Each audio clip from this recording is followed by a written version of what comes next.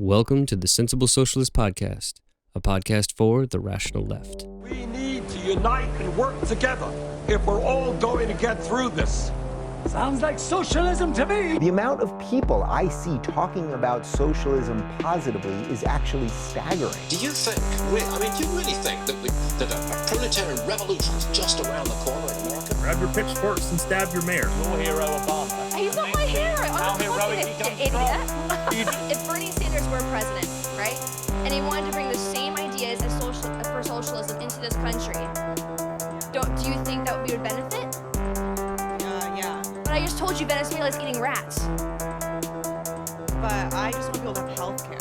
I don't want, Same thing Hugo Chavez. Oh my god. You people have, worms in your brain, honestly.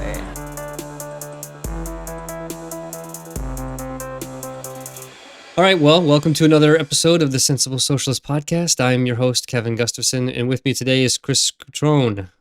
Chris teaches at the Department of Art History, Theory and Criticism, and Visual and Critical Studies at the School of the Art Institute of Chicago. He's a writer and media artist committed to critical thinking and artistic practice and the politics of social emancipation. Most relevant to this podcast, though, and listeners to this podcast, is that Chris is one of the original lead organizers of the Platypus Affiliated Society, an international Marxist educational project, and a common contributor to its various publications, presentations, and panels. So, Chris, welcome to the podcast. Hi. So I'm wondering if we could start off by a bit of a background on the Platypus Affiliated Society. Obviously, if you, in the history of, I think, the Socialist left too, there's a common names of things where it tends to have something like this podcast even, it's something like Socialist or something that gives it away that it is a sort of Marxist or socialist project. Platypus doesn't. And so you might, say, of the Platypus Society, and then people talking about Marx or, Marcuse or Lukács or something, and you're like, who are these people? So who are these people, the Platypus Affiliated Society? Right, so it's a little bit of an in-joke. Our first statement of purpose that I wrote back in 2006, came from one of my colleagues in the project, Richard Rubin. He had, called our attention to this anecdote about Friedrich Engels, Marx's collaborator and comrade, about his disbelief in the platypus, right? So he didn't think that it was real. He thought it was sort of a made-up thing. And then because they only had a kind of taxidermied version of the platypus for a while, but then they had a live platypus at the zoo. And he saw it, and he was embarrassed, right? Because it didn't fit his sort of German idealist philosophical notion of natural evolution. Right, because it doesn't fit into, it does, but it doesn't fit into the categories of, it's neither fish nor fowl, to use that expression. It's kind of a mammal, a bird, reptile, it's the only mammal that has a poison, like a venomous, but it does lactate, so it's a mammal, right? But it has the duck bill, which is not really a duck bill, it's not really like a bird, but so anyway, it was a little bit of an in-joke, and also, we had two ideas about the project. Originally, the project was supposed to be a journal project, like, a lot of things on the left. And another one. Another one, right? And so, but we were sort of dragging our feet on that. I think none of us were particularly enthusiastic about launching a new journal. But, that's a kind of a natural kind of way of engaging in intellectual activity on the left. And so, of course, we would have been, just by subject matter and reputation, identifiable as a leftist and Marxist project. But then things took a different turn, namely my students and students of some of my friends and colleagues in the project, got together with an extracurricular reading group. And it was very much motivated by the moment, the anti-war left moment, and also by our academic teaching. We were teaching Marxism in the academic classroom. And so our students were interested in having more of a political discussion about the ideas, different from an academic discussion, because an academic discussion is kind of history of ideas. It's sort of take it or leave it, whereas, what would it mean to take this seriously in the world in a political way. And so it became a student organization, and then we started putting on events. Like we started out by inviting some leftists who had written things that we were interested in, to come and talk to our reading group. And then we realized that actually we wanted more like a kind of a public conversation kind of format. And so we started holding those kinds of events, and then we started publishing a paper, a monthly kind of newsprint paper, the Platypus Review, which is basically a kind of record of our activities. So we publish a lot of our public forum transcripts. We also publish interviews with people who, for one reason or another, were not able to participate. This is pre-Zoom, not able to participate in our events in person, and also, to write standalone authored articles, but from a variety of perspectives. The whole gamut, the whole range of the left, from kind of liberalism to anarchism, all the different flavors of Marxism and socialism,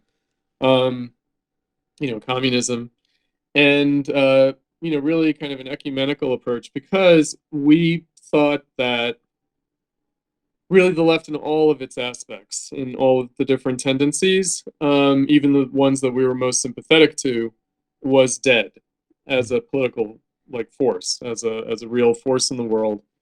Now, when we started out, the millennial left, it was early days, and it was the time of the New Students for a Democratic Society, the new SDS, a kind of resurrected SDS from the 60s. Mentored, advised by the Movement for a Democratic Society, the MDS, which were the old veterans of the SDS, the original SDS. And it so happened that they had their first national conference in Chicago the same year that we started the reading group. So we were able to attend that, and some of our early members were also participants in that, in the SDS, and some of the speakers that we had at our events were the older veterans of the 1960s New Left. And that's really, it was a kind of a generational dialogue between the millennial left, very young at the time, like college age, and the boomer new left, the 60s, 70s generation. My generation, Generation X, doesn't really represent itself very strongly on the left. It's a kind of a missing or kind of a lost generation. Yep. It's also not a boom generation, right? So population-wise, the boomers are a boom generation, and the millennials are also a boom generation, right? So Gen X, not so much. So anyway, that's how we started out, and what our mission was to try to learn from the pieces, the fragments of the disintegrated and decomposed remnants of the historical Marxist left, however far back you want to trace that, right? But basically before the millennials, the last really vital kind of socialist Marxist left was in the 60s and 70s. Right. Yeah. The 68ers being the last real revolutionary group. If Sure. At least in the West, there might be some that you could say in Central America and some other places, but Right. definitely in where we're around. But so it's interesting that it dovetails with my experience. Came into the kind of the game around the 2000 era, and it was a lot of organizations being kind of led by still an older generation. I mean, my first experience with an actual socialist organization was the Socialist Workers' Party in Minnesota. And now that was the old former Trotskyists. Right. Yep. SWPUS. Yeah, they're interesting. We've had some speakers from them. And very interesting. And it was like a very nice way to learn about the kind of stuff, and also even in some kind of, to be honest, sort of institutional failures, and something like a representation of this death of the left, the notion, the turn to industry, the idea that, there was this notion that they were not truly proletarian, and then so they had to become or re-immerse themselves in proletarian workplaces and things like that. But I got a little turned off because as somebody who was a pretty committed vegetarian, they wanted me to go work at a meat packing plant, and that was not really going to work for me so well, and I wasn't sure how that was really going to move the needle forward. But also doing interesting things about organizing around ice raids, what would be now ice raids at meat packing plants and things like that. Wow. Yeah. So at least an example of where you can actually turn some theory into action, but a lot of theory and a lot of, interesting perspectives from that kind of Trotskyist position. And then even for me, got involved with the International Socialist Organization, went to their socialism conference for several years, and was doing Also held in Chicago. Right. Yep. We Always. used to attend every year, the Platypus people Yeah, in by Chicago. the O'Hare, like one of those hotels by the O'Hare Airport and stuff, and and that was around. I mean, that would be post-Occupy, but that was in Minnesota at least. The Occupy House, the Occupy Homes, doing like rent eviction, protection and those kind of things. So again, still another example of kind of a lot of theory and then some modicum of action, but ultimately not. You celebrate the victory of like one house being protected from rent while 300 people were just summarily evicted from their houses. And so it was this feeling of like we're coming up against a massive wave that we might have a good theoretical basis for thinking the way that we do, but we don't necessarily have the ability to organize in a way that's super effective.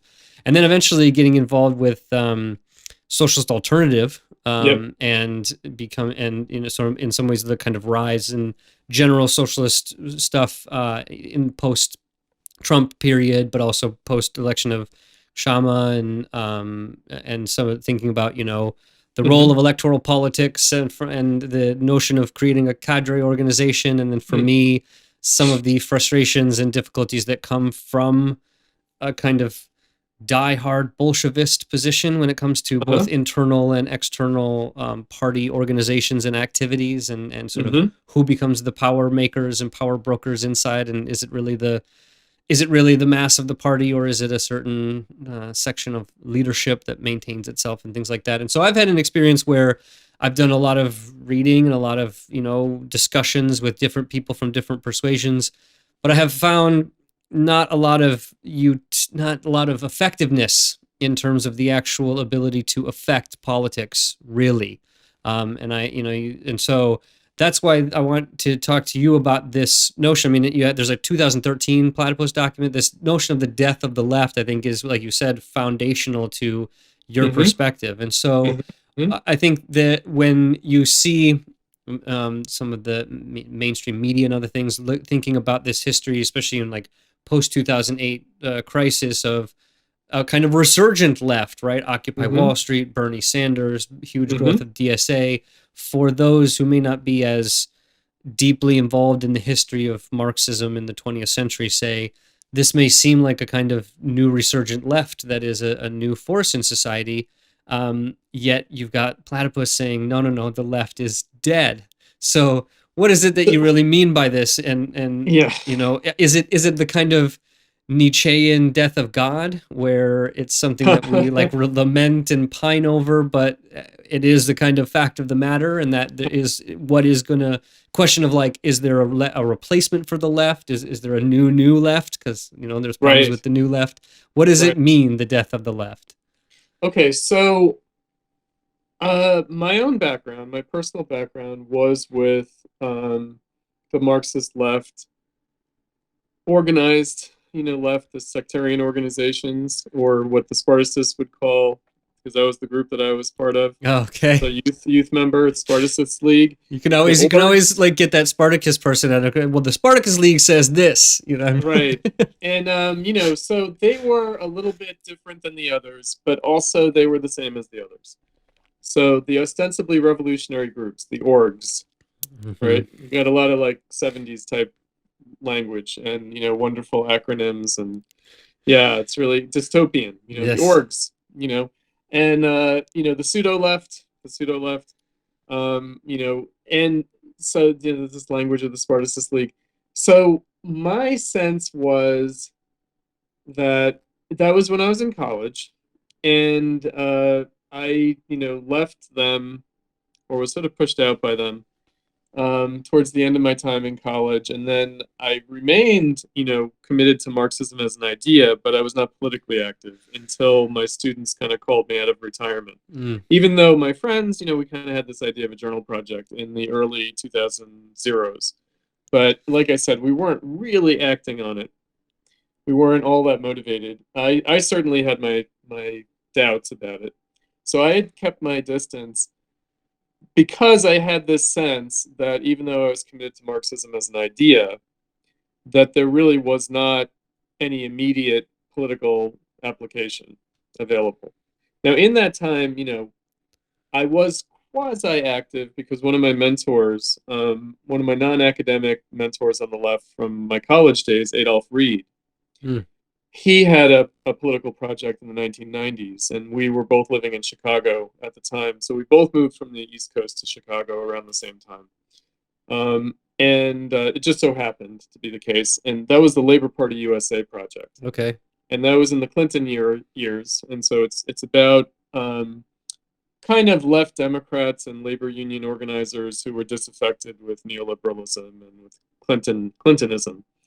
I was kind of around that. I participated out of my friendship with Adolf, but I was not enthusiastic about it, and I certainly didn't have any real hopes in it or for it. And the people who participated were largely Trotskyists and Maoists, Mm-hmm.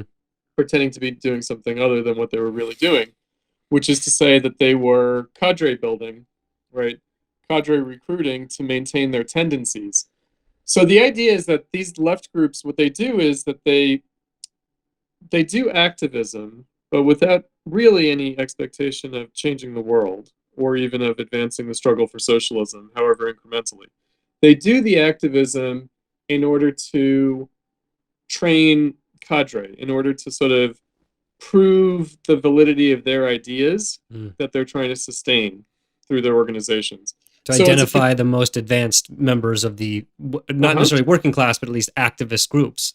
Yes, and have a left pole of attraction in the movement, right? It's very 60s. Mm-hmm. It's very 60s. But it's also very 70s. So in the 70s, there was a period of quasi-party building, but really these sectarian organization, formations, whether Maoist or Trotskyist. There's a plethora of them. And generally speaking, the organizations that were around in the 2000s, in the 80s, 90s, 2000s, were remnants of that 70s moment. They were the ones that survived into the 80s. And so really they're kind of 80s, I call them 80s legacy groups. And so, the ISO, Socialist Alternative, like you mentioned, the SWPUS, because again, what they are now is not what they were in the 1930s with Trotsky or even in the 1960s. As much as they'd like to think they are. As much as they'd like to think they are, although they have very deliberate, conscious departures from Trotskyism, differences. Right. Their Trotsky and ours. Right. Right. Barnes, yeah. Certainly, right. And, so in any case, I think that for me, it was always a question of, okay, how do you keep these ideas alive? And do you need a sort of pseudo-active activity, like to use Adorno's language, do you need this kind of activism to like prove the validity of your ideas in the world? Not really, you don't. Because there is a distance between the theory and the practice. These things are not really terribly related. The way that I put it is the Marxist left, so-called, the socialist left is kind of condemned by circumstance to do liberal activism. Right, I've heard you make this point. And so explain that, because that seems to me, in a sense, a sort of defeatist position almost, where it's like, well, we have to give up this notion of socialist revolution and stand on the barricades against fascist revival or something. No, I'm not at all that. Right? Okay. So I'm very critical, and Platypus is sort of notoriously critical of both the anti-imperialist left and the anti-fascist left. Right. It must be a very interesting time now, given Ukraine and everything. Given Ukraine, right? So it divides the left. Yeah. Right. What do you care about? Although they can line up because you can call the Ukrainians fascists, of course, and and of course you can call Putin a fascist. Mm-hmm. But really, the point is, sort of wind it back a little bit, that liberalism, is not actually represented by the Democratic Party, for example, nor by the Republican Party, although they each take up different aspects of liberalism. right? So they're kind of, the Democrats are the progressive liberals, and the Republicans are like the conservative liberals. So the Republicans will at least make some gestures and make some noise about like civil liberties, like free speech and gun rights and this kind of thing, especially in a very opportunistic and conservative way, like freedom of speech, freedom of association vis-a-vis like religious organizations and things like that, like against the state. Mm-hmm. Whereas the progressive liberals, the Democrats, will again, make gestures towards the state, needing to include and serve, marginal communities, especially after the 60s, like communities defined by like race, gender, and sexuality. Mm-hmm. But they don't really serve those communities either. They just have a kind of a racket, and It reminds me of that Chomsky notion where like neoliberalism, which Republicans and Democrats both accept, is neither new nor liberal. Absolutely. Yeah. Right. So the liberalism that one finds in capitalism, especially in advanced capitalism, is not really liberalism at all. Now, the left is kind of hamstrung by a lot of pseudo-Marxist and really un-Marxist, like pre-Marxist and non-Marxist ideas, especially around like class. Mm-hmm. So they think, for example, that labor union organizing is something other than liberalism. But it is liberalism, and that's why liberals have always supported unions, right? Mm-hmm. Like throughout history, like whether it's like John Stuart Mill or even going back to like Adam Smith, have always been favorable to workers' cooperatives, collective bargaining, etc. It reifies and maintains the class dynamic, and it might change the dynamic a bit, but it doesn't change the fact that there is the relationship between an employer and employee and wage labor and all the rest of it. It doesn't. Although, again, I think that like there is a strong liberal tradition of favoring the workers against the employer. In other words, the employers have a role to play, but that role should be circumscribed and not necessarily by the state, but by like civil society. That there should be a kind of social norm, if you will, that prevents like super exploitation and oppression. Something right? you'd hear from like Abraham Lincoln or something Right, like that. right, exactly. And you get it throughout the history, and it is kind of liberal common sense. I mean, even Republicans will say, oh, unions are good because they prevent the employers from just riding roughshod over the workers, right? But then they'll attack the unions for being like rackets, which is of course true. The unions are rackets, meaning they're not really these free, civil, social, spontaneous, like vibrant, organic representations of the working class. They are kind of mafiosi and they are rackets. And especially when they line up with a political party like the Democrats or the Republicans are fighting, then it's easy to say, well, these unions don't really represent the workers, right? It's sort of a good idea in theory, but in practice, it's just this corrupt whatever, right? So in that way, the older ideas of socialism, especially from a Marxist perspective, going back to the 1800s, was that the struggle for socialism, proletarian socialism, is supposed to take up the banner of freedom from capitalism that had dropped it, and it's supposed to sort of beat the liberals at their own game. Real freedom, real equality, real liberty.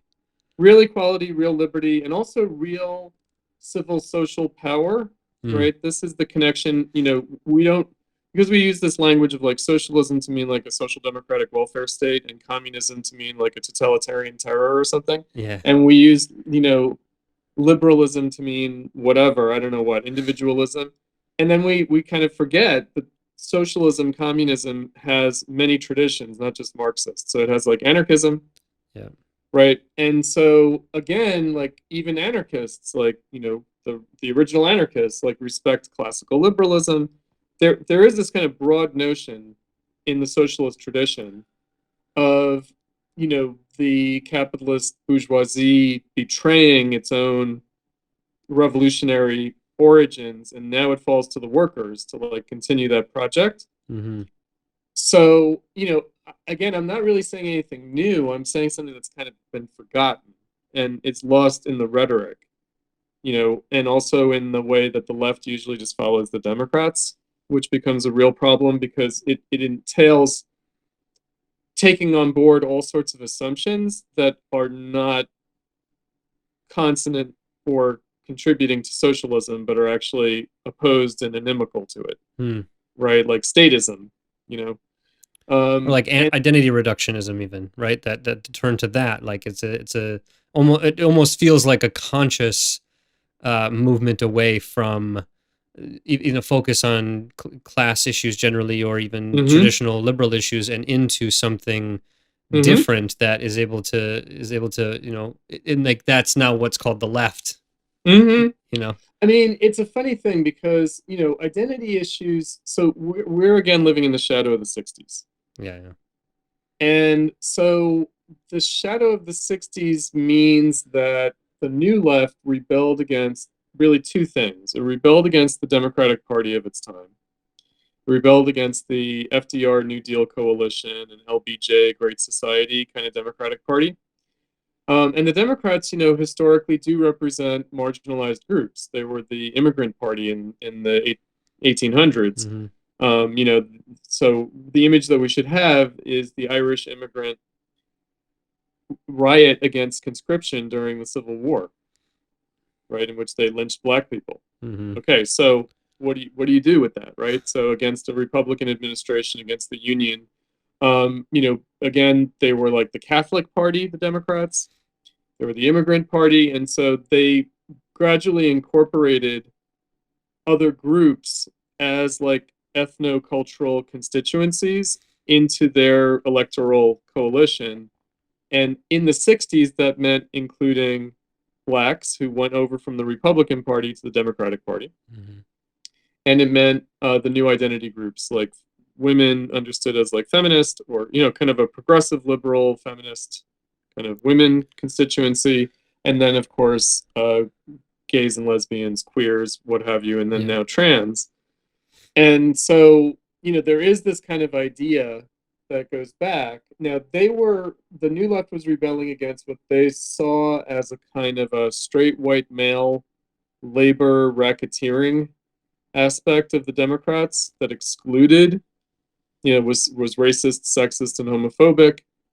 So they're rebelling against that just at the moment when the Democrats were going to open the doors to these new groups as constituencies, as electoral constituencies. They were also rebelling against Stalinism. And Stalinism in the 60s meant like white people, like it meant like Russians and Eastern Europeans.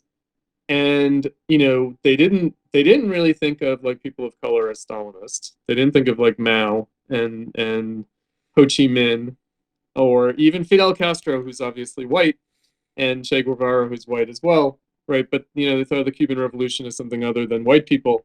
So they did have this idea, and it was helped, in no small part by the fact that the Stalinists were rather conservative on these questions. Right. I mean, they of course supported national liberation movements and whatnot, but generally the Stalinists were not terribly third worldist, and they were, there was institutionalized sexism and homophobia in the East Bloc, right? Yeah. So they were kind of rebelling against these things. So they did have this idea that like class is one thing, and then these other things are something else. Whether it's like anti-colonial movements or movements against, of like racially marginalized groups, or women or queers, like that was the idea, is that somehow neither the progressive liberals nor the Marxists, the traditional Marxists, could really give expression to the new social movements. Right? So that's the origin of this thing that we deal with now, like class versus race, or class and race, or class versus gender, or class and gender, right? Or this kind of stuff. The class reductionist question. Yeah, like that Marxism is class reductionist and this kind of thing. And, it's really unfortunate. I'm reminded of Lenin in What Is to Be Done. He said that, a revolutionary social democrat, that's the term for socialist or communist of the time, is not a labor union secretary, but a tribune of the people. Yeah. right? In other words, and what was meant by that was that the proletarian socialist movement has to be at the forefront of the struggles against all forms of exploitation and oppression in society, Mm-hmm. right? In other words, not concede to the liberals, to their leadership. And again, liberals could mean all sorts of things. It could also mean like church groups that open their doors to the subaltern.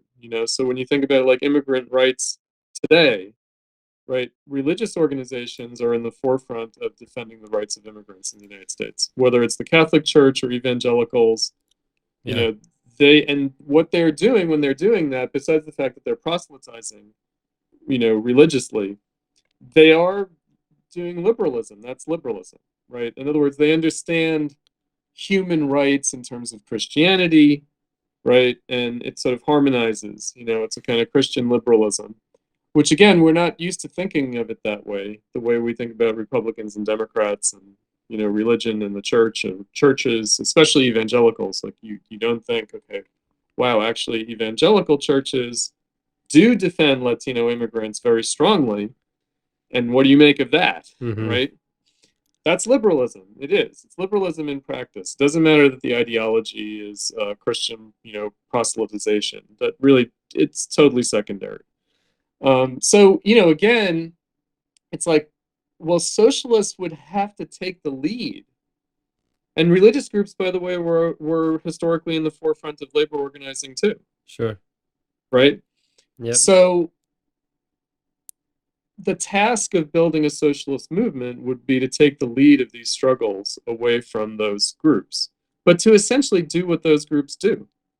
Like, in other words, in actual point of fact, it would be the same. It would just be under a different ideology and with a different goal, right? And the ideology would be soft pedaled. It would. In other words, it's not like you have to convert everybody to Marxism, right? So the experience that people have of the Marxist left is a very deliberate, self-conscious, narrow cadre group organization where they are trying to train up Marxists, Right. But their idea of Marxist too, like their idea of Marxist, Yeah. sure. But let's just concede that each one of them is right. Okay. They're all wrong, but let's say that they're all right. Okay. They all have like one little bit of like the big Marxist picture Yeah. that they emphasize. And so their task is not really to build a socialist party or a socialist movement. Their task is to keep their tendency of Marxism alive. Whereas a real socialist party, a real socialist movement, the Marxism would be secondary, right? It would be what's primary is the social and political action. And especially in early stages of development, we might say, it's going to be indistinguishable from liberalism. So how does then I want to know how you look at DSA, because I Mhm. think I've seen you be somewhat critical of DSA, obviously from its Harrington, past and things like that. But it seems like DSA, especially post-Trump, is in some ways playing that role, right? It's aiming for the same thing. It's a large tent. It's not there are some groups within DSA who are trying to identify cadre. Right. But there's also just like, and even this ongoing debate within DSA as to whether you make a clean break with Democrats and try to really make your own party, or if you really try to just influence the Democratic Party and to the success or not that has been happening. So is DSA a representation of the death of the left, or is DSA an example of the potential burning embers of the left that may be the thing that creates a new fire? It's both. It's both, but I would say that it's more an expression of the death of the left, because there is a kind of underlying ideology there, whose assumptions are inimical, namely electoral politics. And really, socialists are, historically under Marxist leadership, like the old Socialist Party of America, the Eugene Debs, they ran in elections. They did. And they even administered some municipalities like Milwaukee. Yeah. But they were a party of intransigent, irreconcilable opposition. They were a revolutionary party. They knew it and everyone else knew it. And that's why the capitalists would often disqualify their candidates, whether before or after an election. Mm-hmm. Because they would say these people are not a political party, they're a membership organization, meaning their members are loyal to the Socialist Party, they're not loyal to their constituencies that elect them. Mm-hmm. And they'd go to court and they would win to disqualify the Socialists because they understood the Socialists represented something else. They didn't represent traditional liberal democratic representational electoral politics. So DSA very deliberately today, Jacobin DSA, right? Because that's the ideological core of DSA. Mm-hmm. That's the leadership. Mm-hmm. And they're very careful about how they handle that, but they are the leadership. They have a very specific, if you read Vivek Chibber's Our Road to Power, as opposed to the old Marxist road to power that Karl Kautsky or Rosa Luxemburg or Vladimir Lenin conception of socialist politics and socialist revolution, it's a very deliberate, things are different now. Now you have to participate in the politics of the capitalist state. Sounds a lot like Bernstein. It is kind of Bernstein. I think that it's less than Edward Bernstein. Yeah, because Bernstein had that perspective based on the already existing mass socialist party. Right. Whereas now it's a short circuit around that problem for the DSA and Jacobin. And it is, when they say break with the Democrats, what they mean is run on a different ballot line. Right. That's all that they mean. They don't mean anything else. And so, by default, they would still be Democrats. Right. Meaning Bernie just like Sanders, Bernie, yeah, he's an independent. He was not a member of the Democratic But he Party. caucuses with them. But he caucuses with them, because what else is he going to do, Mhm. right? Because it doesn't matter if he's a socialist or this and that. He is a progressive liberal politician. That's what he is. He's not a socialist of any kind. Doesn't matter what he thinks or feels in his heart of hearts. It does not matter. In other words, his actual function is to be a congressional representative of the state of Vermont, to be a progressive liberal. Mm-hmm. And then that's the policy that he advocates as well, right? He doesn't even advocate socialism, really. He advocates a welfare state. Yep. And so, it's progressive liberalism. So it's not at all, he might differ on certain things from the Democrats sometimes, but there are many Democratic politicians who sometimes differ from the party line or party program. And that's true of the Republicans too. And it's only because the Democrats moved right in the 90s under Clinton. It is, although his history is older than that. It goes back into the 80s, and it's the Reagan era, So I think that, especially because DSA's growth was really facilitated by the Bernie campaign, and then by the election of Trump, so out of anti-Trumpism, which is really distorting. But let's leave it positive, not negative, meaning not anti-Trump, even though it really was, but more pro-Bernie. Yeah. Okay? And what does that amount to, really? Right? And so again, they do know that they need to build a movement to, even Bernie said if he were to be elected, he'd need a movement to support him in order to be able to implement his policies. But you know what? Obama said that too. Yeah. Right? And Trump says that. Jesus. I mean, you know what I mean? Okay, yeah, but what does a movement mean? A movement means a kind of sustained electoral coalition, meaning you can't vote for me once, you have to keep voting for me and keep voting for my candidates. That's what a movement means, right? It's also what Bernie meant by a political revolution. He just meant a new electoral coalition for the Democrats, which the Democrats are not interested in, meaning they're not interested in winning over independents and working class people the way Bernie did in the primaries. They're not interested in that because they don't want to have to answer to people whose allegiance to their program is iffy. Mm. Right? And the Republicans also don't want the Trump base either. They really don't. They're not comfortable with the Trump base because they're not sure that they can count on it. Right? It's not solid enough for them. So the two parties are very hidebound to their existing electoral coalitions. The DSA is basically offering what Bernie offered, which is an expanding of the Democratic Party electoral coalition. And their strategy with regards to that is that they of course want to transform the Democrats. They want to make the Democrats into a working class party that depends on serving the working class in order to win elections.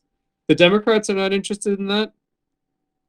And the basis for that would be very thin in the Jacobin DSA way of formulating it. In other words, they would just think, well, things that materially benefit the working class will be supported by the working class in elections, especially if it's packaged the right way, if it's like marketed the right way. Very thin, and they do have a rank and file strategy. They talk about that. They talk about renewing the labor movement. But that just means expanding the existing labor unions, which are not any kind of basis for any kind of socialist politics and are also not terribly progressive. That's what I wanted to talk to you about in the second part of this, right? Is because I agree with that exactly. And I think you'll often hear that the tasks of Marxists from the beginning has essentially been organizing the working class, right? Right. And the question will be, okay, what organization does the working class need? And it's often been labor unions and labor organizations of whatever kind, and a party that can, so that you have an economic force in the labor unions and a kind of political force to be able to contest in those two different arenas of the sort of political economic base of society. Cool. I agree with that. That makes perfect sense to me. I think that's still the same goal. Yes. But we have this experience of the 20th century, both politically and economically, that we have to wrestle with. That both puts us on our backs to the wall, in the sense that there is not always a great history of people who've called themselves socialist or used that kind of language. So using that can often be off-putting, or having to force you to argue for all the things you're not for instead of actually what you are for. And so for me, it was very early on. I mean, I came to this because I was a very hyper confident young man in my a 15 or 16, and I was in a debate class. I was in an English class. You mean a child? Yeah, exactly. Young man, 15. But I had to do a debate, and I was confident in my argumentative skills. I eventually became a lawyer, but I said I'm going to argue for something that.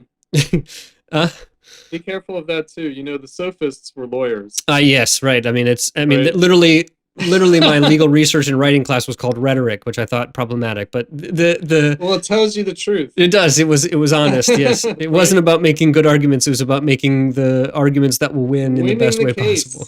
Yeah.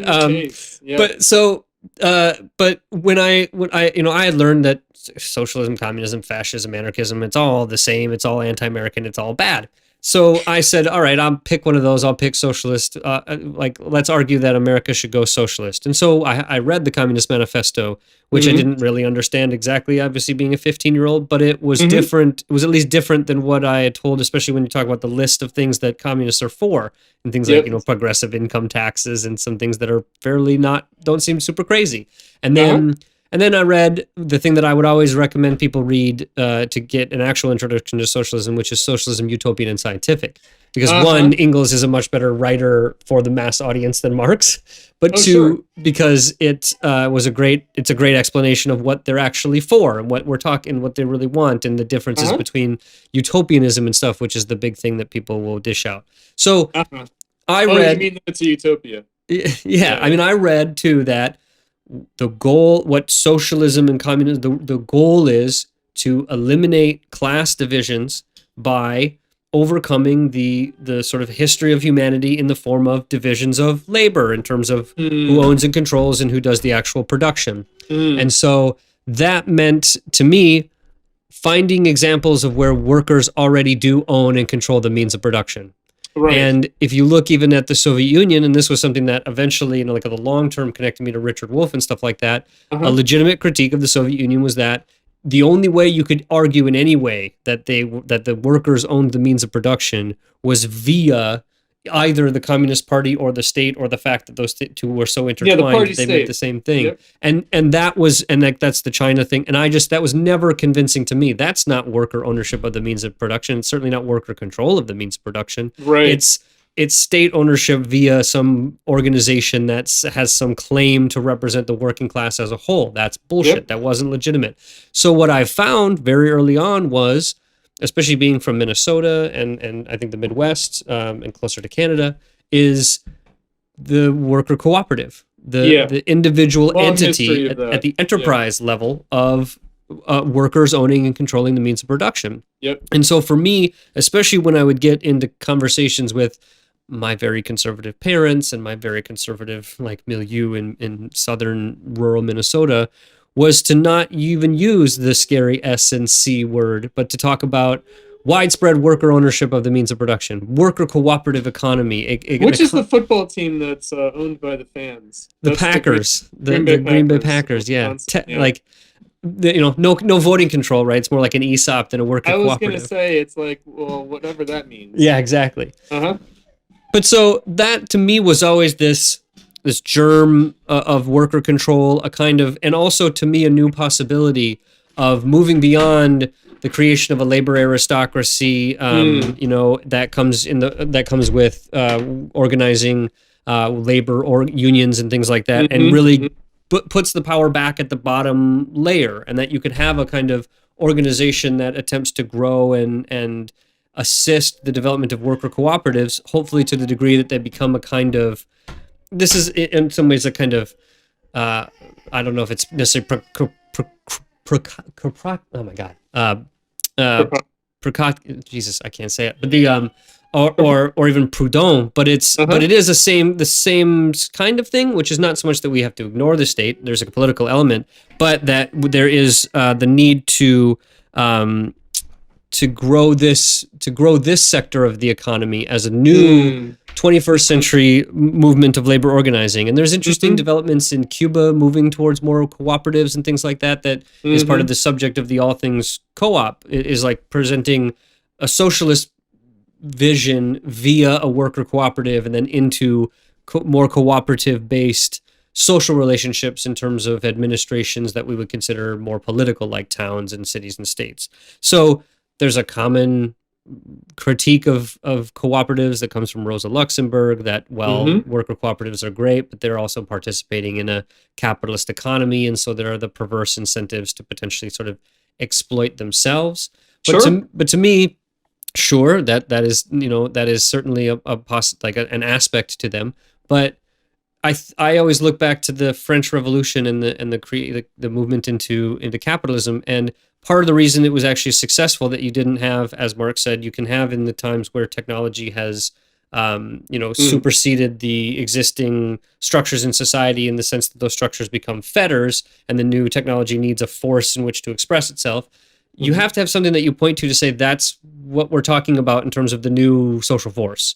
And in the French Revolution and other places, they could say the bourgeoisie, the factory owners, this new class can be the leadership class. We don't need the feudal class; they're the fetters.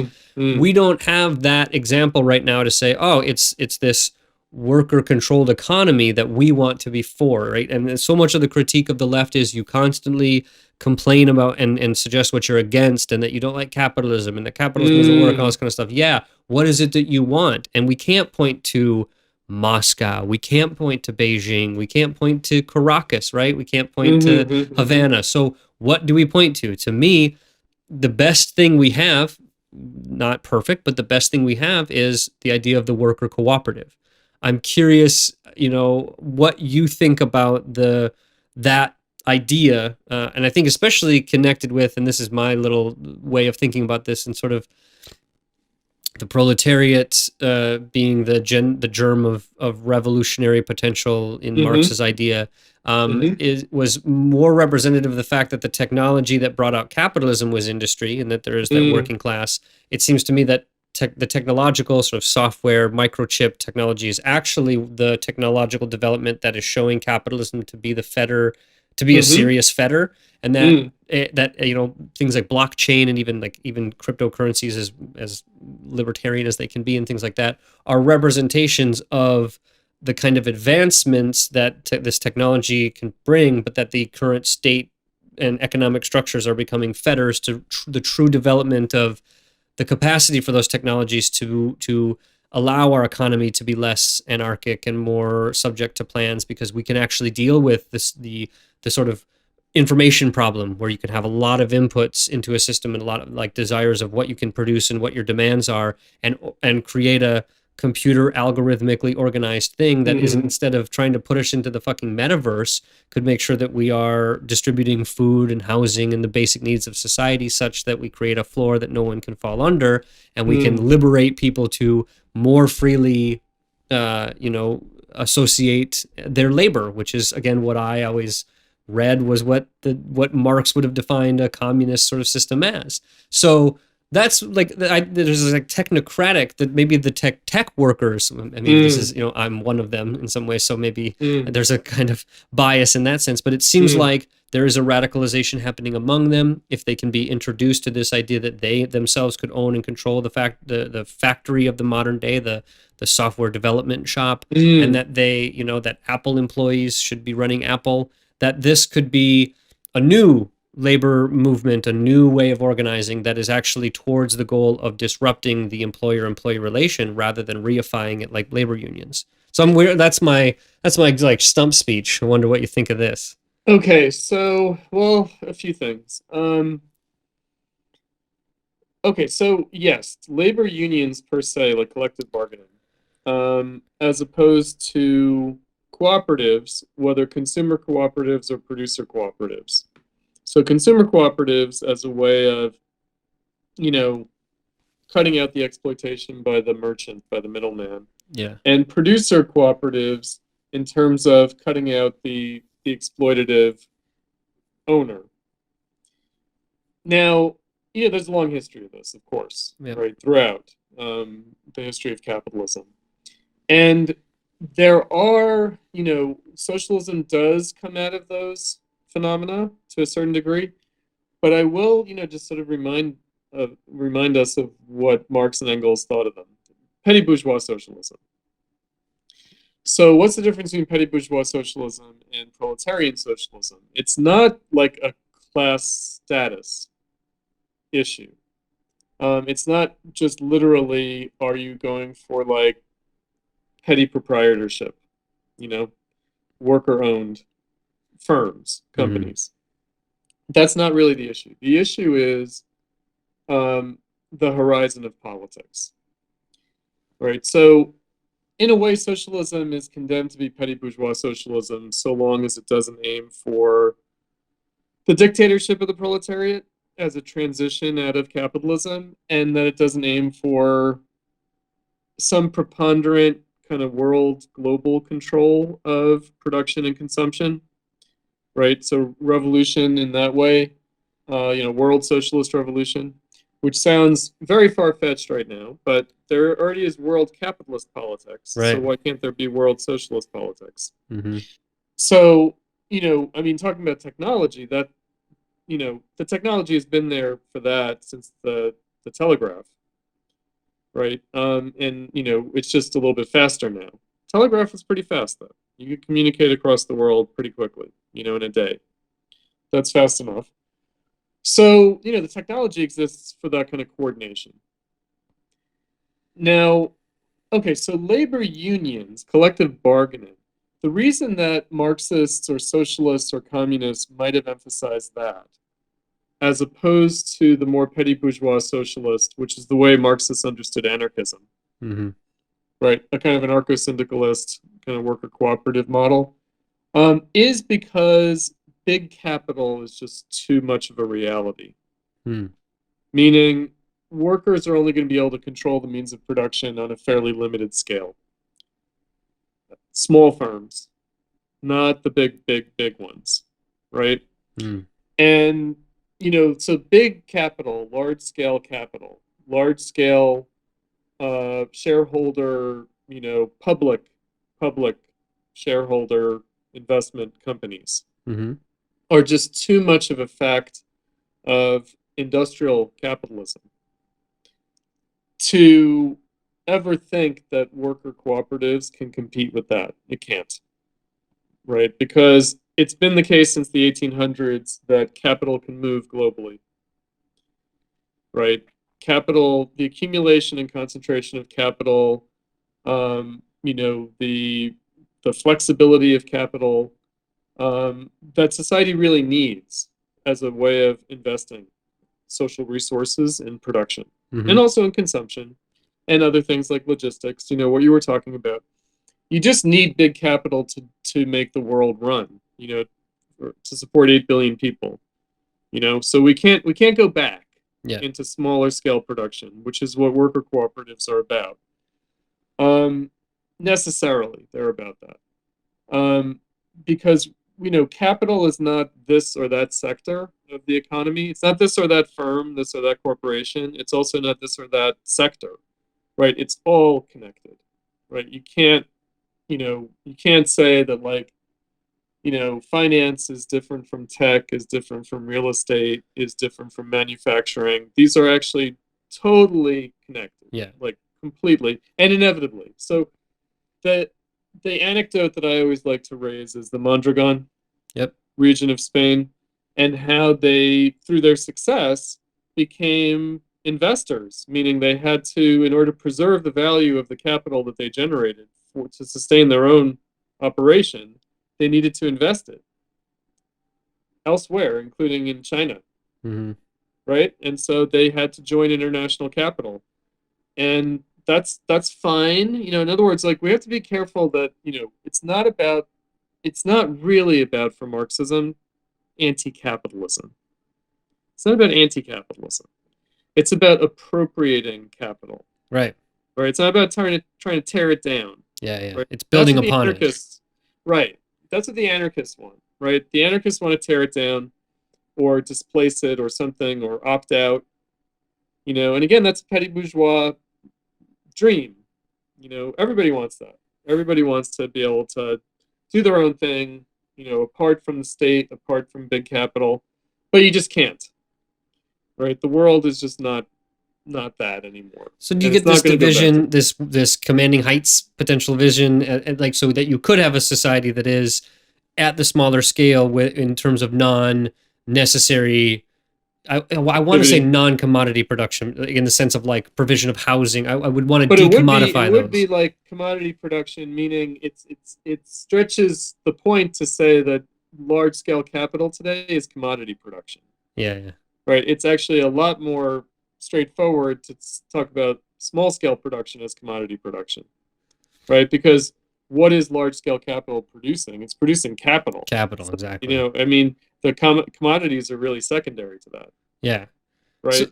So, but then you could have if you had especially like, this whole dictatorship of the proletariat moniker has a very sordid past and is used in many different ways, and is often like we're meaning it analytically here. You mean not it rhetorically or propagandistically. We're not about running out into the street and screaming dictatorship of the proletariat. But we're in the know. Yeah. So what you mean is a social, economic, political system that is controlled by members of the working class, of the proletariat, in which potentially, if someone is not in that class, they are not able to participate. In the same way that's not necessarily true, but the idea is that it's in the interest of the working class. Okay. Now, what that means, again, you could then easily say that the Chinese Communist Party is the dictatorship of the proletariat, because it's in the interest of the Chinese workers. Well, it's in the interest of the Chinese workers, right? Insofar as they have like a socialist ideology, I suppose that they're in the interest of the world working class, they imagine. Soviet Union, the Stalinist bureaucracy, the Communist Party, certainly in Eastern Europe, they thought that's what they were doing too. So the devil is in the details, of course. But yeah, this is where the DSA Jacobin people are like actually onto something, because they're like, well, you just take control of the capitalist state and you use that to socialize production, reappropriate capital, decommodify production, and you do that through expanding the public sector, and you do that resting on a base of an organized working class. I mean, that is the vision, right? And that's the same vision of the SPD back in the day. And they weren't wrong. They were not wrong. They were right? But then they didn't do it. They bailed. Right? For contingent reasons that are actually quite reasonable. They didn't want to be immediately invaded by the Allies after World War I, which is what would have happened. If they declared themselves to be socialist, then they would have been immediately invaded by the Americans, the French, and the British. So long as the French and British and the American working class didn't simultaneously revolt. Yes, which was, of course, the Bolshevik position, right? We're just the spark that leads to, we are Iskra. And by the way, it wasn't so far-fetched. Right. In other words, like, getting the the British Army and the French Army and the US Army to suppress a socialist revolution in Germany would have been difficult, right? Right. And especially because there were actual socialists in France, England, and the United States, Yeah. right, who were there to say, actually, we support this Yeah. revolution, and we're against the capitalists intervening to stop it, right? So it's not at all far-fetched, as it might seem, but the SPD made a choice. They weighed the balance, and they thought, well, it could happen, but it is likely not going to happen. And anyway, do we really want Germany to be the site of this world civil war manifesting, so they bailed on it, I mean, Rosa Luxemburg, they knew what they were proposing, right? Lenin, Trotsky, Karl Liebknecht, like, they knew that this wasn't going to be a cakewalk, Yeah. Yeah. right? They knew that if they pursued socialism, it was going to be a global civil war. They were turning a world war into a world civil war. Yeah, They they had the forces to do it. Now, we're way far from there, right? We're in no position to wage like a global civil war for socialism, right? So how are we going to get back to that place? And as if that's a desirable place to be. I mean, right? Like Jesus, like, it's like, the real goal is to have a global civil war. Oh, that sounds wonderful. Right. The hyper accelerationist looks at Ukraine and says, let's of course that this is pre-nuclear annihilation possibility. Yeah, I mean, the thing with nuclear and now, like, in the news the last couple of days, there's fighting around the nuclear power plants. So you don't even have to launch like nuclear ballistic missiles to have a nuclear disaster come out of war. Mm-hmm. You don't, especially when you're talking about like the metropolitan countries, the advanced industrial world. Right. And I'll just say about Cuba. Fidel Castro had a plan that if the U.S. ever invaded Cuba, they were going to bomb nuclear power plants in the United States. Yeah.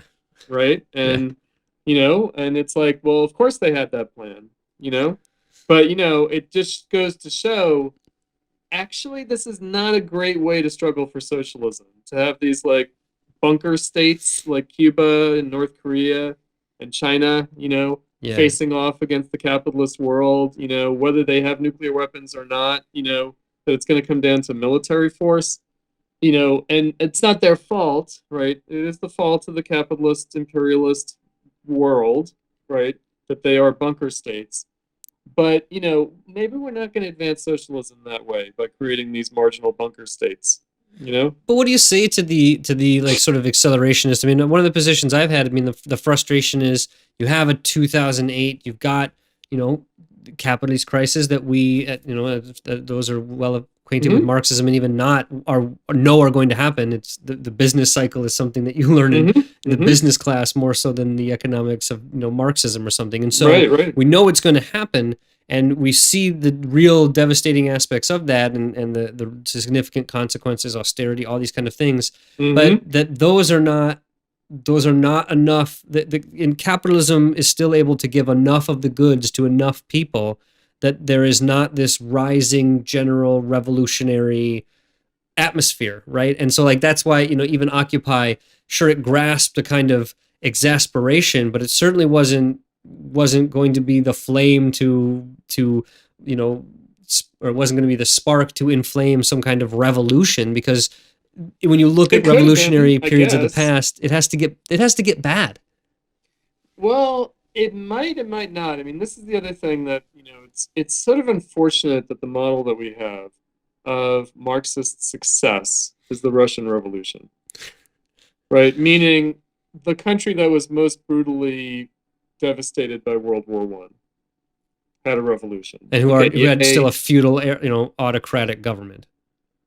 Yeah, but any country that was devastated by war at such a scale, whether or not they, started out as a liberal democracy, like let's say that France had been totally, destroyed by Germany, which it pretty much was anyway, right? But let's say that it was even worse than that in France, and a liberal democracy with a mass socialist party comes to power because the government is brought down by a foreign invader.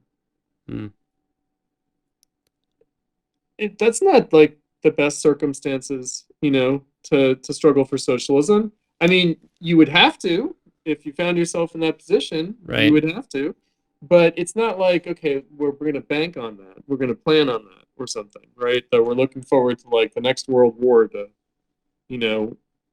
discredit the ruling class and open the door to socialist revolution. Even if we had a force for socialist revolution, which we do not, meaning, we can say pretty straightforwardly that, it would probably mean the rise of fascism, Exactly. right, under present conditions. So, yeah, the kind of apocalyptic, or what you were calling the accelerationist vision, no, that's not a good way of thinking about it. But, okay, so let's get back to it. What needs to be done? The perennial question. Yeah. And, and of course, we're in a very primitive place as regards to that. Very different from Lenin, Yeah. right? Because Lenin isn't at step 0 when he writes what is to be done, right? There is already a mass socialist proletarian workers movement in the Russian Empire when he writes that book, Mm-hmm. right? That had been developing for at least a decade, right? And a longer kind of socialistic or radical tradition before that. Right. So, what we're dealing with is, again, I'll just use DSA Jacobin as a kind of a baseline, that they do have this idea of like, well, maybe an electoral strategy is not enough. Maybe we need like a base building strategy, right? So there was like the Marxist Center, there are the Philly Socialists that are not DSA, but kind of still in the same environment as the DSA. And even within the DSA, there's like more of a base building kind of. But again, the idea there is like building a base for what, right? It is implicitly a base for the Democrats. Even if explicitly or avowedly, consciously, their intention is something other than that. What they're really talking about is rebuilding the base for the New Deal coalition, for progressive liberalism. So it's very, very tricky, how to go about this. And we are at a kind of primitive place where even immediate base building is not on the agenda, because who are we to go out and try to build a base? Meaning, this is where the sectarian organizations were right to say that actually the task is cadre building. But the question is, what kind of cadre, right? Do we need like hardcore Maoists, right, who understand what Mao was smoking when he wrote On Contradiction, right? Or do you need hardcore Trotskyism? Like, what do you need? Now, what I'd say about like Platypus, the project that I'm most associated with, is that we're not trying to do that, right? But we are trying to create a better intellectual and ideological environment where it's understood that the task might be cadre building. Like my old mentor Adolf Reed says, we are in a situation of recruiting ones and twos to socialism. But that it's not going to be based on these kind of fragmented shards of old Marxism, right? But it's going to have to be much more what would apparently be opportunistic. It's going to have to be much more open, much more ecumenical, and even, ideologically eclectic. There are points to the history of Marxism one can learn from things, but it's not immediately about that, right? It's more that kind of, the way that I define Marxism is that it's actually a critique of the socialist movement, right? That Marx, you mentioned Proudhon, Marx's first major writings are critiques of Proudhon, right? Whether it's the Poverty of Philosophy or the 1844 manuscripts. It's also a critique of like German communism, German socialism, the young Hegelians, the German ideology. That's where they come from, Marx and Engels. They come from a critique of an existing movement, where, again, they can understand themselves as being in a kind of moment of advance over the older forms of socialism and communism in the 1840s, that there's a kind of a transcendence of the older tradition underway. Turns out not as immediately as they thought, right? So the manifesto that you mentioned, I read the manifesto when I was a teenager, when I was quite young, like you. And the part that fascinated me was the section that criticized the other socialists. Mm-hmm. It introduced me to the idea that there's such a thing as reactionary socialism, feudal aristocratic and religious socialism, bourgeois socialism, petty bourgeois socialism. I was just fascinated by that idea because it resonated with me. In other words, when I read that, I felt like those are the leftists I meet. Mm-hmm. They are these people, right? They are, noblesse oblige kind of socialists, Yeah.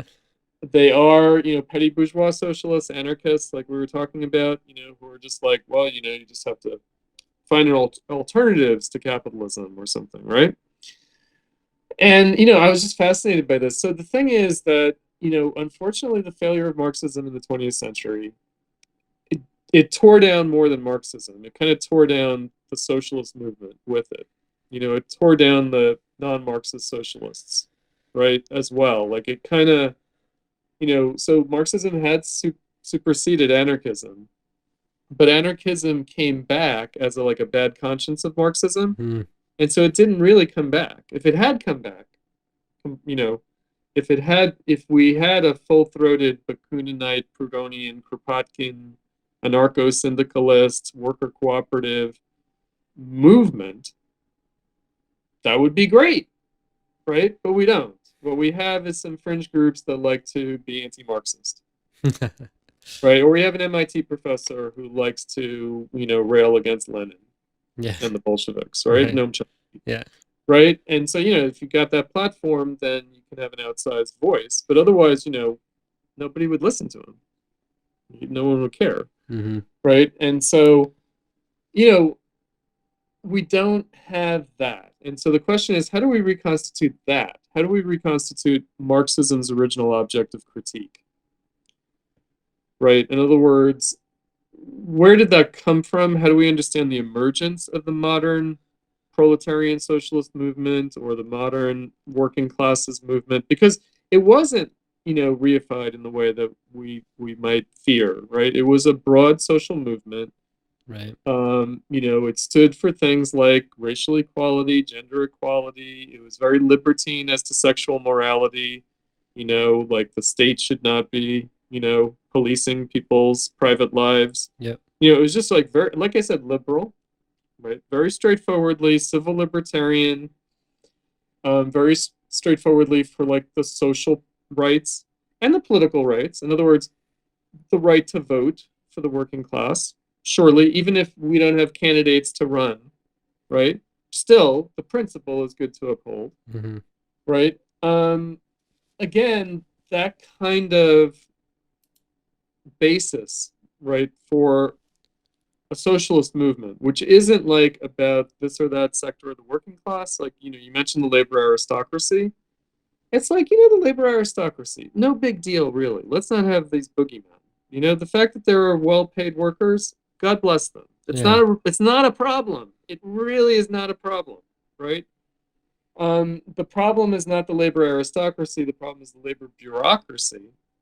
And we don't have a labor bureaucracy the way Lenin was complaining about the labor bureaucracy. We don't. We don't even. They are just, activists of the Democratic Party. They're cadre of the Democratic Party. They're functionaries of the party rather than a force in themselves. They're not a force in themselves, and they don't, in other words, it's not about the labor movement when it reaches such a point that it produces this institution that then can be too conservative. That's not the dynamics of what we have, because the labor unions are kind of nothing but a labor bureaucracy, right? It's why the unions can endorse the Democrats and the members can vote Republican anyway. Kind of doesn't, there's a total disconnect there. Yeah. Right? And, poor students, when they join the labor movement, they join the staff of unions. Of course. They immediately join the labor bureaucration, right? And it's just that's not any labor movement at all, let alone a labor movement worth joining. And that's, of course, if you're a worker, of course it's nice to be represented by a union, good, right? And of course, workers should form unions, right? But that's not what's happening. What's happening is that the existing unions are trying to expand into certain sectors in order to beef up their rackets. Yeah. Yep. Yeah. Right? And so it's about the labor bureaucracy. Labor aristocracy, right? We want people to be paid as much as possible and have as good a life as possible. There's nothing contradictory to socialism about that at all. The only problem is that there is a tendency then for the relationship from the employee to employer and the inherent exploitation in wage labor to be diminished if the amount of your wage is enough to give you a kind of middle class lifestyle such that you don't see you depoliticized. Yeah, it's a way of buying the working class in order to get them to be non-revolutionary. It is, but it's also more than that, and it also could be the basis of revolutionary politics. It could, because again, there will be a crisis, right? Sure. And so, it's not about like, okay, we need to get in there and make sure that the workers are hostile to their employers. It's not. It's about a broader political vision, which is to say, like, my boss might be okay, but capitalism as a whole is a problem. Yeah. Right? In other words, like, I might have a good boss. I might work for a good company with generous wages and benefits. But, it's really a problem of society as a whole that we got this thing, capitalism, going on. Yeah. Right? So it's not about, like, hate your boss. Right? Because what's the point of that? Right. And like, as fun as it might be to be critical of somebody like Elon Musk for some of the crazy things he does, there's also lots of cool advancements that are being done, and there's just a logic that he's following. Absolutely. Can you and really... at the end of the day, he's, his companies are going to have to answer to the shareholders. In other words, he himself might want this or that. I mean, I put it to my students this way when I'm explaining Marxism. Which is that if all the billionaires got together at Davos or at Bohemian Grove or wherever, or at some ski resort somewhere, right, and decided that they wanted to implement communism, it's not within their power to do so. And similarly, if all the intellectuals got together and decided we should have communism, it's also not within their power to do so. Now, that's the Marxist lesson, right? The Marxist lesson is that it has to happen by the workers, right? And, and again, they need an instrument to do that. They only are going to have an instrument to do that insofar as they need it. And so it has to come organically out of their own movement. And, we're used to, I guess the last 50 years, we're used to, an atomized, depoliticized working class, whether out of abject poverty or out of material well-being, right? On both ends, people seem demobilized.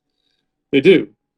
And so there is a place for socialist ideology. There is. And again, what I mentioned earlier about being anti-capitalist, it's a problem because, you go to people with this kind of nihilism and more or less adolescent nihilism, like fuck the man, fuck the system, fuck the world, it all sucks. Yep. I hate everything. People who have to like make it in the world, right? They might even be sympathetic to that idea, but that's not like political. That's like cultural. That's like, what you think in your private thoughts, right? That's not like a thing in the world, And at the end of the day, they're happy to just let their boss handle the issues of capital investment and, profitability, and they're happy to let the politicians deal with whatever issues of the day are coming up. And, they just want to go about their own lives. So you do need some motivated socialists, like ideologues, and they do have to have in a sense, a proper vision, a kind of realistic vision, a sense of what the problem really is and what to overcome it will take, and, what kind of a project that's going to entail. And that's where the history, the examples of the past and Marxism as a body of thinking is somewhat, it's useful. It's like, it's there, it's a legacy, it's something that we can do something with, even if it's going to have to take a different form than it has in the past. And Even so if it's going, not going to look exactly like. and maybe going back to Chibber's argument, we should be okay with more gradualism, right? I mean that there is that like an italicized and underlined gradualist approach in that article, like sort of saying, hey, you know, Right. and that's not necessarily bad. I think the older I get, the Gradualism's more not the okay with that problem. I am. Yes, no, gradualism isn't the problem. The problem is gradualism towards what? Yeah, right. Right. Which is where the Steps- ideology discussion comes back in. And like I was going to ask you, I think in as a way of even like putting a bow on this in some sense, I have felt the need often to kind of be, I think this is somewhat of a youthful exuberance, but like to be the kind of ground soldier on the ground, organizer, you know, Yeah, making yeah. sure that we're stopping things, people from getting evicted from their house or doing this kind of stuff, you know. And in some ways, the older I get, there's been periods of my life where I've said I need to pull back and I need to sort of hit the books again. I need to make sure that I really understand things. And of course, you know, I read the Communist Manifesto for the first time when I was 15. I've probably read it again when I was 20, 25, 30, 35. Each time I read it, I It's get a different. new understanding. It clarifies things. I grab the knowledge of my own life and the other things I've read and other conversations I've had. And I think one cool thing that has happened out of this podcast is just the amount of people I've been able to talk to that have differing opinions, because I have that same perspective. I think that Platypus does that. I'm not that interested in pigeonholing a certain kind of position. I'm very much able and willing to listen to different things and be persuaded based on the power of the arguments as it relates to the reality of the world, and people have come to things with different perspectives, and you need to be open enough to do that. And so there's a sense, I'd be curious from you, you know, at this point, we've talked about this even on the All Things Co-op podcast. It's a moment of, since we are not in a significantly revolutionary moment, right? There hasn't been a major world war. There isn't, you know, bread lines or something like that. This is the time where it feels important to hit the books, have the discussions, make sure that you have your perspective sort of in the right place, and that you connect with other people who are also doing the same thing, so that when there becomes the time in which that needs to turn from discussion and perspective giving, an ideological kind of consistency, or at least not necessarily consistency, but just sort of I don't know the right word, like justification Coherence. or something. Oh, justification, yeah. Yeah, that then you can act in appropriate manners. And I think that, you know, that's something that you'll hear in Lenin and all that kind of stuff. And we often, I think, especially younger people, will read about the events that Lenin was involved in rather than realizing that the majority of his life he's in exile in Zurich and stuff, writing and reading and arguing vociferously with people. And that is what actually prepared him and other people to act as they saw fit, and that was actually in some sense successful to get whatever project they wanted. And so, is that how you feel? Is it like, does it seem like for you it's the kind of right thing to be doing right now, to be really having discussions and doing these kind of things, rather than like, and because sometimes you have to choose whether or not you're doing, you know, a day-to-day organizing, or whether or not you're doing this more ideological work. Right. So, okay. So, yes, these conversations need to happen, discussions need to happen, thinking needs to happen, studying needs to happen. But also, it does a little bit come down to who do we need to be having these conversations with? Yeah. And, you know, again, to understand that the task now would be indistinguishable from a kind of liberal, like civil social organizing, you know, in whatever rudimentary form. So there are liberal activists out there. And a lot of them are motivated by crazy leftist ideology of one stripe or another, right? Yeah. It's like, you know, Black Lives Matter, which is pretty primitive ideologically in terms of what they're trying to do, but then is jacked up on all sorts of weird Marxism anyway, right? And, you know, it's like you scratch the surface of the liberal NGO universe, and you find all sorts of like half-baked, overcooked, leftist, Marxist ideology. Yeah. Right? And, you know, it's just really unfortunate that people, in a sense, have their minds foreclosed, you know, because they're interpreting things, you know, it's like, I don't know, evangelical Christians who, like, you know, think that what they're doing has to do with like the end times and, you know, the rapture and, you know, Yeah. and, you know, the second coming. And it's like, okay, well, if that's what you need to like do what you're doing, I guess so. But you know what I mean? But I kind of feel like, you know, let's take it back a few steps and say, okay, you know, there is a global big picture, there is an end goal in mind, there is, you know, a long durée historical task. Um, but the world around us, you know, can make sense in terms of, again, capitalism, which doesn't have to be this paranoid view of anti-capitalism, of like, you know, I mean, you can see that, right? It's just unfortunate because I feel like to be a leftist, do you really have to see just how fucked up the world is? Because that's not exactly motivating either, Yeah. right? You know, so again, who needs to be having these conversations? Who needs to be having this discussion? Where does socialist ideology need to be propagated? It does need to be propagated among the activists. It does. But we have to recognize that the activists that exist in the world are generally the liberal activists, meaning the hardcore Marxist cadre or even hardcore anarchist cadre, they're not really doing the social organizing or the activism. They're not. Yep. They're doing their own internecine stuff, right?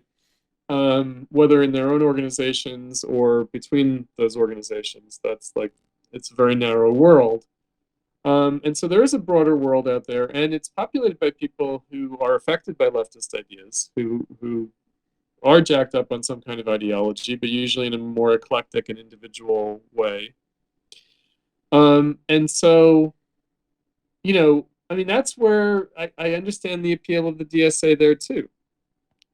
You know, I just think that the vision, there are a lot of concessions that they make in their vision. Whether it's in terms of the state, the capitalist state, or whether it's in terms of like nations, you know, nation states, you know, the public sector understood as like nationalized industries, you know. Yeah, there are all sorts of concessions that they make. And I think that there's also a kind of like, when Marxists bring up problems, they're like, yeah, but I can't think about that right now. I can't, you know, like that's just too much. And I kind of get it. And so, I mean, one thing that I find is helpful, and maybe it's because I'm older, is maybe we're not going to do it. Maybe we're just going to lay the foundation for those who are going to do it. Yeah. Right? And as the millennials age out, right, as they get a life, you know, you know, have families, you know, have real responsibilities, you know, like it's gonna be some time before, even if we do what we need to do now, and we do need to uninhibit ourselves ideologically from doing what needs to be done, that has to happen. It's gonna take some time, and it's not gonna be a linear development. It's gonna be, there are gonna be all sorts of things along the way. Yeah. But to have that kind of, I mean, again, the gradualism, there is wisdom in that. There is. But again, if it's like, well, we're gradually going to take over the Democratic Party, we're gradually going to achieve more and more progressive legislation and state policies, we're gradually going to build up the existing labor organizations. You know, we're going to gradually expand the existing public sector. No, right? I mean, they might be able to do that, but that's not actually what's called for. That's not the task. It's not desirable. It's possible. It's not desirable. It's also not necessary for the struggle for socialism. They think that it's desirable in and of itself. It's possible. It's what we can do. And it's also necessary because they think that eventually a working class majority will vote socialism in. And because they've defined socialism as the public sector, as the welfare state. Right. And so, you know, it's just a different goal. than what it needs to be. And that's why we do have to remember the anarchists. We do. So, I mean, I know I said, it's petty bourgeois socialism, but we do have to remember, their vision. And not only them, but the old socialists, the old Marxists were also against the welfare state. Yeah. They were, very much. They saw it as inimical to the struggle for socialism. They saw it as demobilizing the working class, making the working class dependent on the state. I mean, they had what would now be seen as either an anarchist or even a libertarian view of these things. Yeah. Right? And we have to recognize the truth of that. Mm-hmm. Right? At the same time that, of course, of course the fucking capitalists should pay taxes and the state should provide, of course, because that's where the resources are. So, of course, the people with the resources should take care of everybody else, of course, right? But we're not, like, waiting on that. Do you know what I mean? Yeah. We're not, like, dependent on that, right? Mhm. Of course they should, but that's not what we have to do, right? That's not for us. That's for them, Yeah. right? And, and sure, like, maybe, I guess, I mean, obviously, like, voting, whatever, electoral politics, sure, maybe people should vote for, like, the progressive liberal welfare state as, like, social provision. Okay, right? But they should also do things like vote for cutting taxes and vote for preserving gun rights, right? All the things that the Democrats will not do, right? So it's like, so that's why, it's kind of voting and electoralism. It kind of doesn't matter what people vote for. It really does not matter. What we have to do is something else, right? It's independent of that. Right. It's independent of that. Just to know that, like, some basic things, which again, like the anarchists, right? Right. That's why even like someone's like Doug Lane and something like that. My first foray into politics was a kind of almost libertarian style anarchism. And so it's a long history to kind of shake off because there's some powerful aspects to it and there are some critiques that are right, Yeah, and that you don't want right. to totally let it go. If we turn Marxism into statism, then that's a damn shame. Bakunin was right about that, and prescient in the sense of saying, you could arguing for revolution, you put it in the hands of the state, and that revolutionary notion becomes Bonapartist. And boy, wasn't that true? Right. And it's totally true. Yeah. And no, of course he was right. I mean, the catty thing about Bakunin is that he admired Marx. He did. But he thought that despite himself, Marx was not Marx, meaning that Marx, in a sense, betrayed his own insights in practice. Right? That of course, Marx and Engels were very anti-Lassalle, but in practice, they were Lassallean despite themselves. Mm-hmm. Right? Yeah. And, and it's a kind of a bullshit there because then also, there's some truth in the critique, but it's really a critique of Lassalleanism and Bonapartism, and it's not really an honest critique of Marx and Engels. Yeah. At least in terms of what they wrote.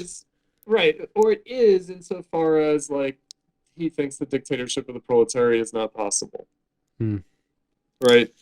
And, and again, it's kind of like, well, whether it's possible or not, the question is, what's the task? Right? And so, is the anarchist alternative to the dictatorship of the proletariat really a viable alternative? Like, and so, my point, I mean, you've read some of my things, and so I articulate this, a dialectical conception of Bonapartism, meaning a recognition, the Marxist recognition, that of course capitalism necessitates a kind of Bonapartist state.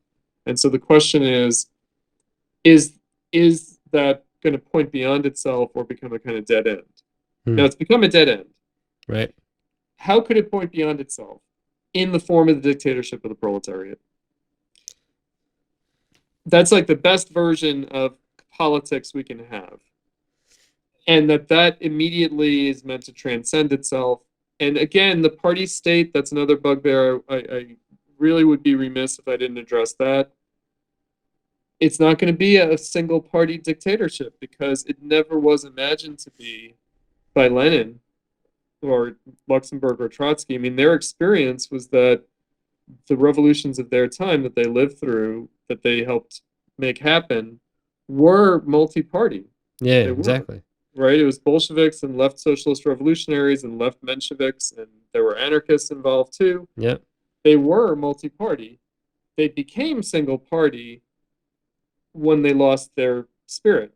You know, in other words, that was a process. You know, that took 10 years, you know.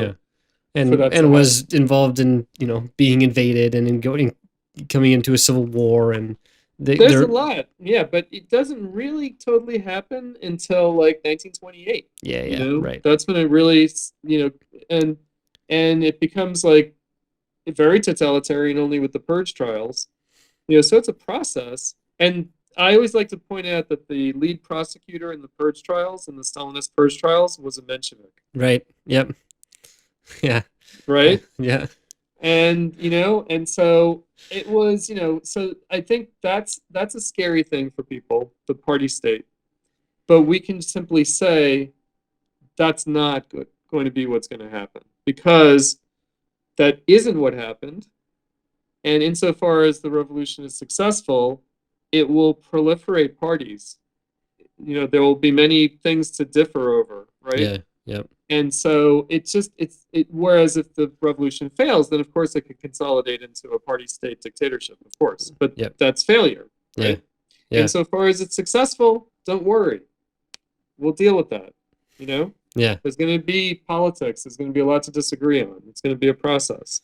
In some ways, there should be more politics. There would be and more actively engaged. I mean, that's the irony of a dictatorship of the proletariat is actually a greater involved, Yes. a sort of greater depth of democracy. And so Yes. it's this ironic use Yep. of dictatorship in some ways, in the sense that it's a dictatorship of a class, but that dictatorship is not a small group or a single person No. from on high. It's actually a deep amount from below that does it. And so It's also not majoritarian, meaning Right. the dictatorship of the proletariat will have to respect civil liberties and civil rights insofar as the workers will demand it.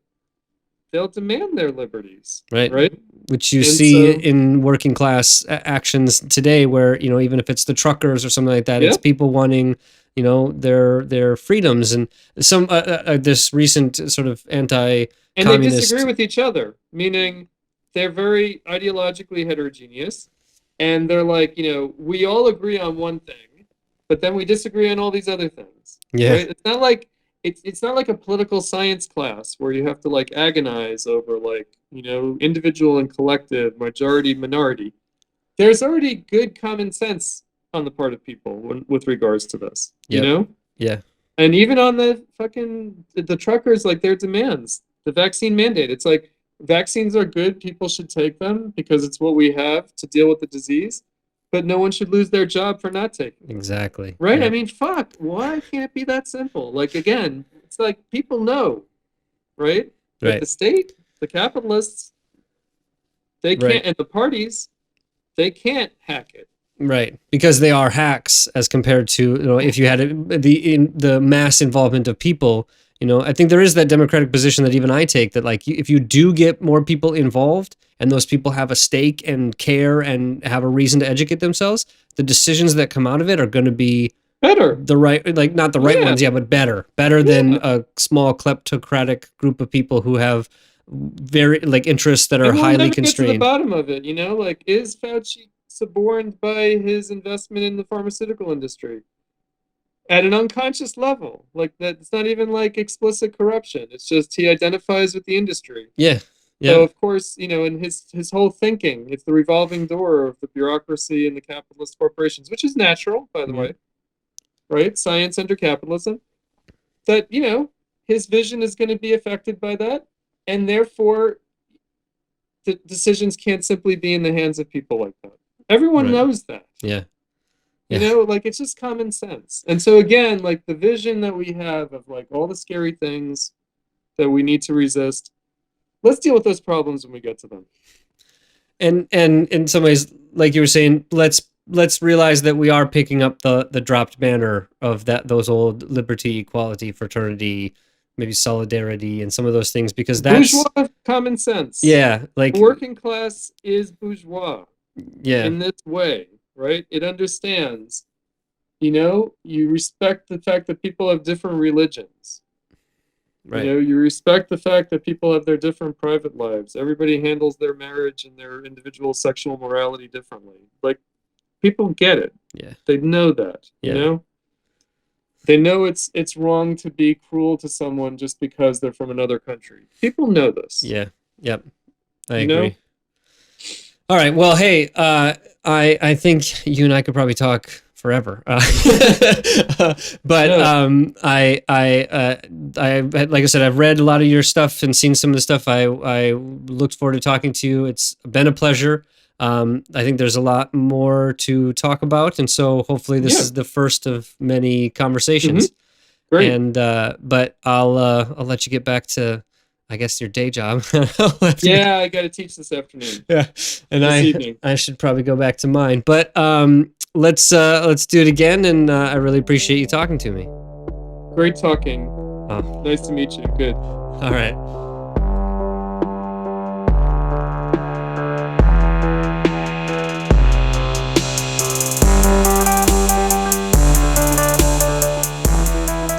Thanks for listening to this episode of the Sensible Socialist Podcast. This podcast is supported by listeners like you, and no advertisements or anything will ever be said. If you want to support the podcast, please go to patreon.com/sensiblesocialist and give today. Also, please give us a review or a rating on iTunes or wherever you listen to the podcast, as it greatly helps. All right. See you next time.